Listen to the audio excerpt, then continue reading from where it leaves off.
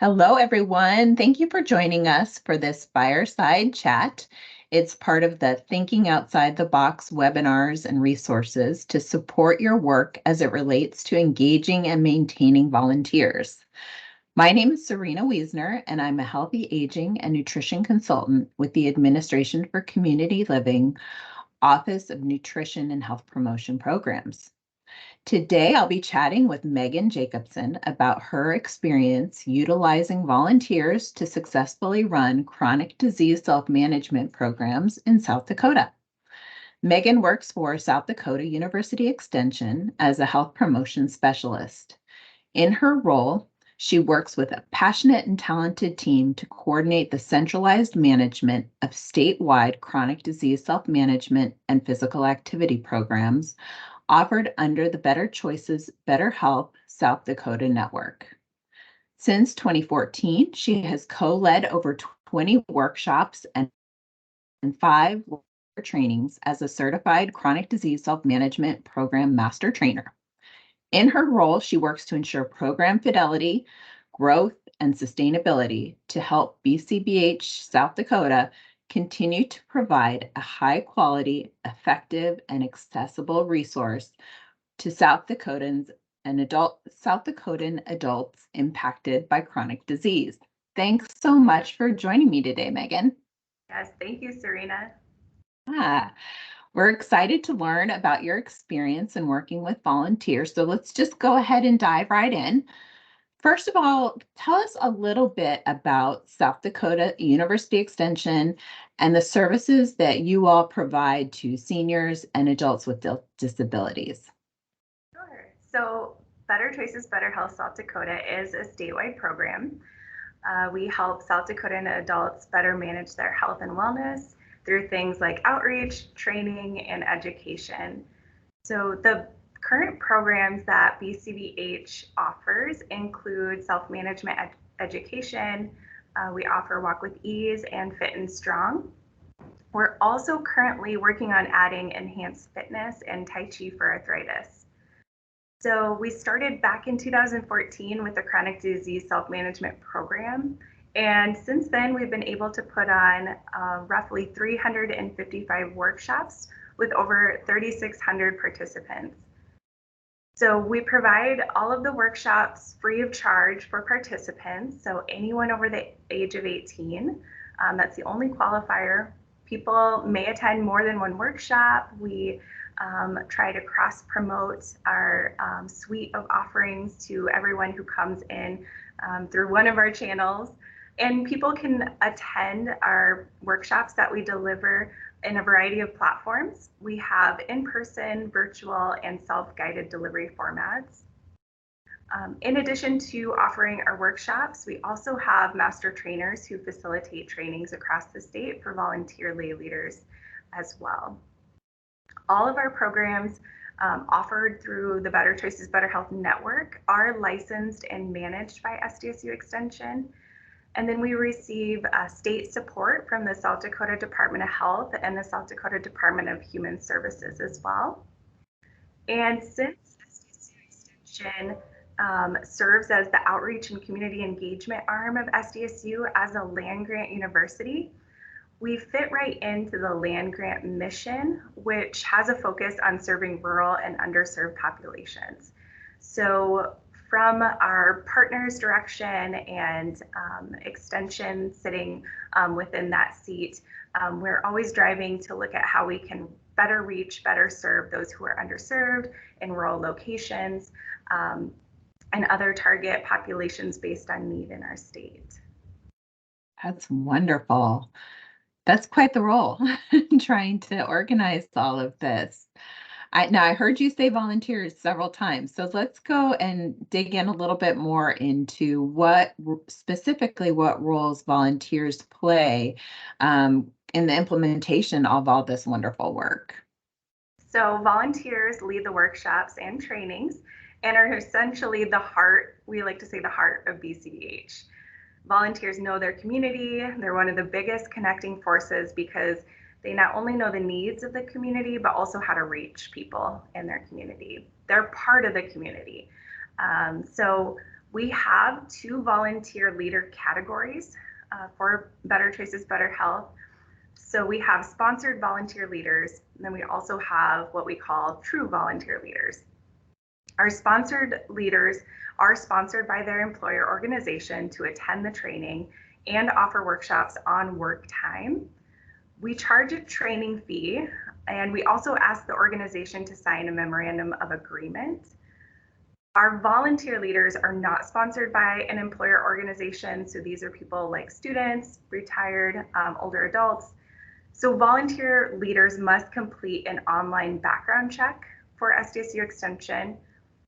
And no matter the category of leader, we have all leaders sign an agreement that outlines expectations, their certification guidelines, fidelity, and that type of thing.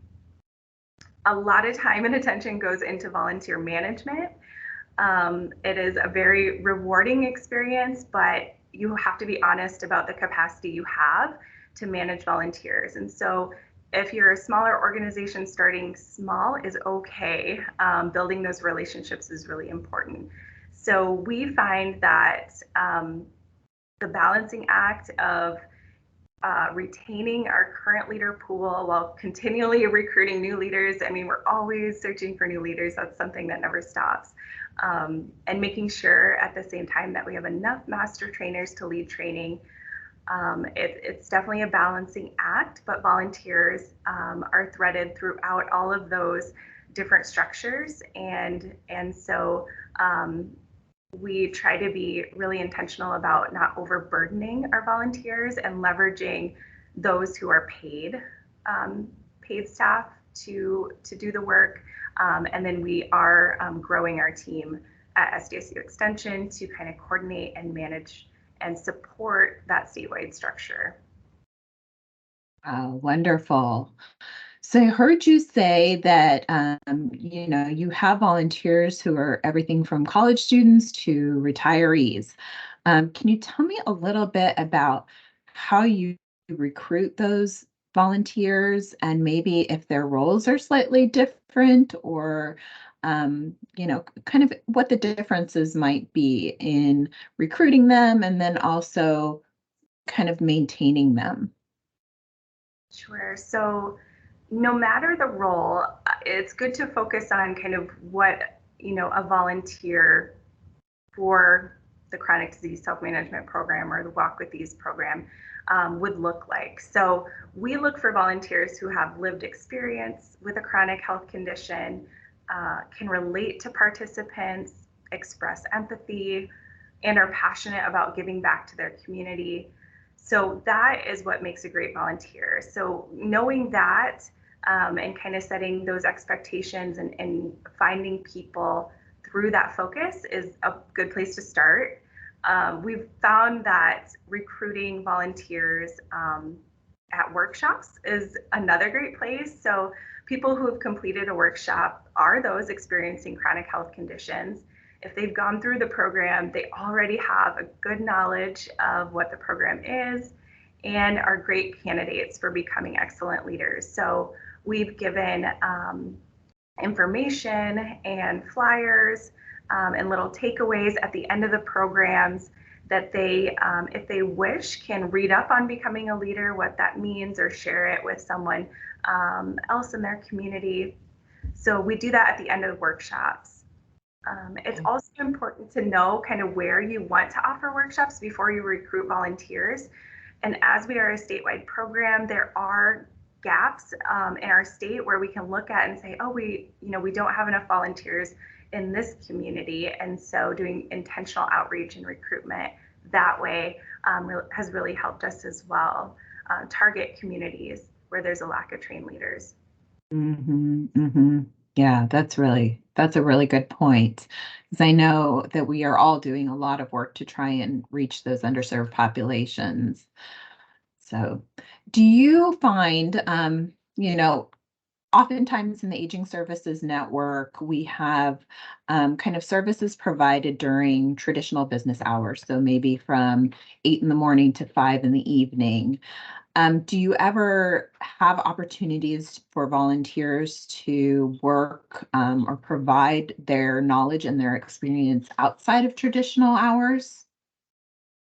Yes, that's a common theme that you run into is, oh, who can who can facilitate evening workshops? That's a common request is that we hear that there should be more evening workshops or on the weekends for the working population, and that's so relatable to myself and many others on our team because we're in a similar situation.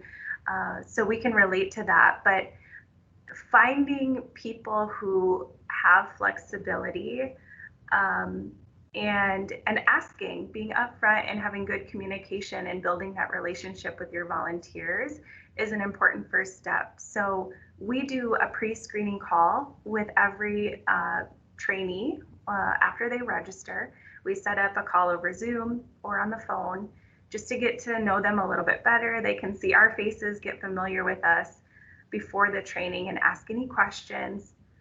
And then we kind of go through a list of expectations and inform them of dynamics of the training. So if it's virtual, we kind of make sure that they are good to go on all the technology needed for that. If it's in person, the site, location, direction, that kind of stuff. As part of that screening, we do get to know if they're able to do workshops outside of work hours, if they would be willing to travel outside of their community to lead workshops with others, or if they know they're just going to do them on work time and they already have a co-leader, they know they're just going to do workshops with that person. So keeping track of that information can be really helpful because, and never assume, because just because we have a sponsored leader register, they may have a passion for it to do it outside of their work time too. So you could have a dual category leader for us, a sponsored and volunteer, who you can make sure to share opportunities with them to get involved on the weekends or listen to them about where they want to hold a workshop and when. So trusting relationship, building that relationship off the bat, and then asking those questions. Retired older adults have been great for flexible hours of when they can offer workshops. Student groups are also another group. They can be a little bit more flexible in offering programs as well. So. Okay. And then do you have, I know you mentioned that you have memorandums of agreement with your volunteers. Do you require them to do a certain number of workshops per year? Or because I know one of the challenges, particularly in the chronic disease self-management kind of implementation is staffing turnover. Do you have a special, requirement for volunteers? The only requirement we have right now is just aligning with certification. So just doing one workshop a year and then really taking direction from the organization for how many workshops they want to host and how they want to promote that to their patients or clients. We kind of put that on them. But as far as we're concerned, it's just maintaining that certification, just one workshop a year. Mm-hmm. Do you ever begin to explore any opportunities of using volunteers outside of workshop implementation, like, for example, like going to health fairs and promoting the program, or doing, I don't know, recruitment calls, or kind of providing testimonials for presentations, or any other types of uses for your volunteers? Yes, I know that our physical activity program leads, they engaged some of their volunteers in helping with social media. So we have like the intake form where they can select their other interests. And SDSU Extension has many other volunteer programs within the organization. And so we tend to share other things that they can get involved with, like 4-H, or we have a Money Mentors program, like a financial wellness program. And so it's good when we kind of as part of our onboarding process, to be aware of their other passions and roles. And so if they have a skill like social media marketing that they would really love to help us with, that's a need for us. So it's a win-win. And so that's been a cool opportunity. We have also had volunteers speak at conferences, and one year for our conference, we did a really cool activity called Photo Voice. So Photo Voice is a creative tool that you can use, and a lot of times it's used to help people understand someone's lived experience through photos. So our participants were able to capture moments from their day-to-day experience living with a chronic health condition, and then they would caption those photos just with a simple sentence at the bottom, and we printed those out for the conference so attendees could walk around and view the photos, and then those two participants got up and spoke. So that was really impactful and a really cool thing that the participants got to do. And we had a student volunteer at the time who kind of helped organize that as well. Mm-hmm. That's wonderful. I like this idea too of having the student who can help organize it. And I think a lot of times the Aging Services Network maybe is afraid to engage the younger like student population or youth population, because they know it might be just a short-term kind of volunteer project, or just a few hours here and there that's needed for like school, like some credits or something like that. But something like this short-term project sounds like it was the perfect opportunity for a student volunteer, and it was very impactful for your leaders and anyone who was able to view the photos. Yeah, and it gives them experience if they're going on to grad school. I mean, it's a cool evidence-based tool that they can share that they've used and kind of model and potentially do a paper around. So there's a lot of benefits from working with students, and I understand that it may feel like, oh, they're graduating in a year, and so investing the time and training. But there's unique ways to involve them in the experience of program coordination. I will share a story about kind of the flip side of that, and having really a long-standing relationship with someone who came to us as a student. So we had a med student get trained as a lay leader back in 2019, and led a number of workshops with us, and was actually one of the leaders who co-led the first virtual workshop in 2020 after the pandemic. And then I think it was 2021, we were able to offer our first internship for Better Choices, Better Health South Dakota. And she applied and was awarded the internship. And she's been with us a little over a year. So maybe it wasn't 21, but I lose track of time. But she's been with us a little over a year, and is now a master trainer, and has done a number of virtual master trainer trainings for us. She has helped to really enhance our operations manual. She has developed training tools for leaders who are doing virtual workshops on how to moderate. She has came up with some really great ideas about having a homework assignment as part of training that helps leaders start thinking about scheduling their first workshop post-training, because that was a gap that we found we were missing after leaders got done with our training. So it can be extremely beneficial to your organization and in building relationships with students, and it's benefiting her in her role and her resume. And she's kind of taken a different path and really is focusing on public health and nursing. And so she's been exposed to partners throughout her years with our program too. So. Wow, That sounds amazing. It's so mutually beneficial. She is gaining so many wonderful skills, and then you're getting all these wonderful tools that are going to help you for years to come. Yes. It's great. Wonderful. So you have this phenomenal volunteer structure, and people who are watching this today or listening or reading the transcript might say, "Oh my gosh, this is so wonderful, but how do I even, start?" So what advice would you give? I know at the beginning of our conversation, you talked about, if you're a small community or a small organization, just start small. I mean, kind of what is that small first step that you would suggest? I would say a key element is the relationships that you build.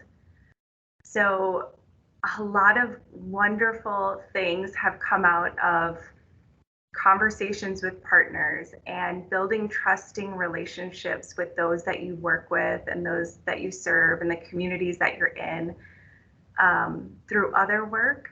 And once you have that reputation, you can really build upon it. From personal experience, South Dakota is a pretty small state. We always say, like, what is it, 6 degrees of separation? When you run into people, you either have someone that you're related to or, some mutual connection that bonds you instantly in South Dakota. So we're very fortunate that you can get a lot of things done very quickly just by building relationships. So I would say that invest in that. Create awareness about the resources that you provide and the things that you do. Be innovative. No, see the gaps that are around you and find the solution. So SDSU Extension, we are very good at grant management. That's what we do. And so we always bring that to the table. And that is what sparked BCBH back in 2014, is that we were able to say, we're well positioned to hold the license for this program and help with financial management and volunteer management. And so know what you're good at and find partners who can help you do the things that you don't have on your team. So really pairing up and working together. I think being intentional and clear about your direction and your goals for your program and for your volunteers. We have a position description for our volunteers so they know what's expected of them. And invest in volunteer management. So we have a dedicated staff on our team, and we haven't always had a big team. It was myself and the program director for a number of years, just us two, and then of course our partners. And it's never just your team. When you're managing a program, it's everyone around you. It's the people in the communities. It's your partners, your funders. So it's a network, of course. But I think that if you're able to clearly define and tell people, who you are, what you bring to the table, and what you need, then people start investing in you, and you can see that growth. But starting small is okay. It's okay to be. Yeah. You can still have a big impact even if you're small. Right, right. Can you just give us a sense of, so you mentioned you have these great tools like the MOA and, screening and position descriptions and everything for your volunteers. Did you start off with those things, or did they kind of evolve over the first couple of years? They definitely evolved.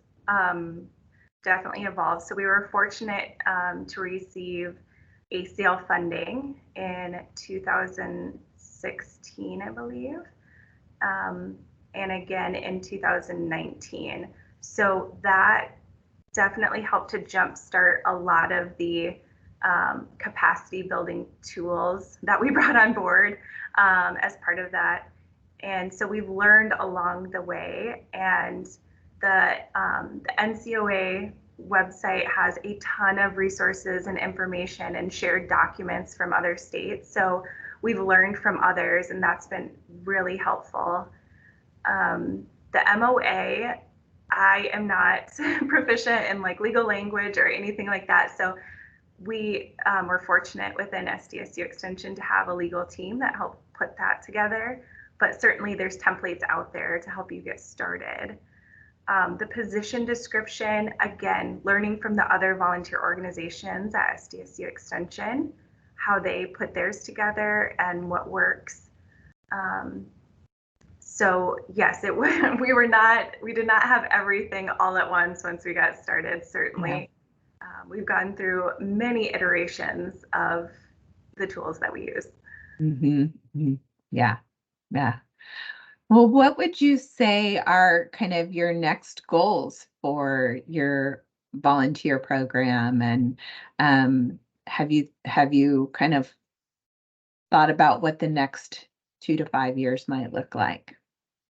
Yes, so we have started meeting on a regular basis with our other volunteer programs through our family food and wellness capstone at Extension. We have different capstones, so BCBH fits within that one. And there's a few other volunteer program leads who meet consistently to kind of talk about some larger coordinated efforts that we could do for our volunteers, because it can be a large time commitment if we're all just like singularly doing our own things and trying to best support and recognize our volunteers. And so what can we do as a larger team? Our goal is to do an annual appreciation and networking event, have a swag store is what we call it, where our volunteers can access some cool branded materials, give awards. So we do that already through BCVH, but how cool would that to be to bring volunteers together who have similar passion in health and wellness? And so that is a goal of ours that we've been working towards.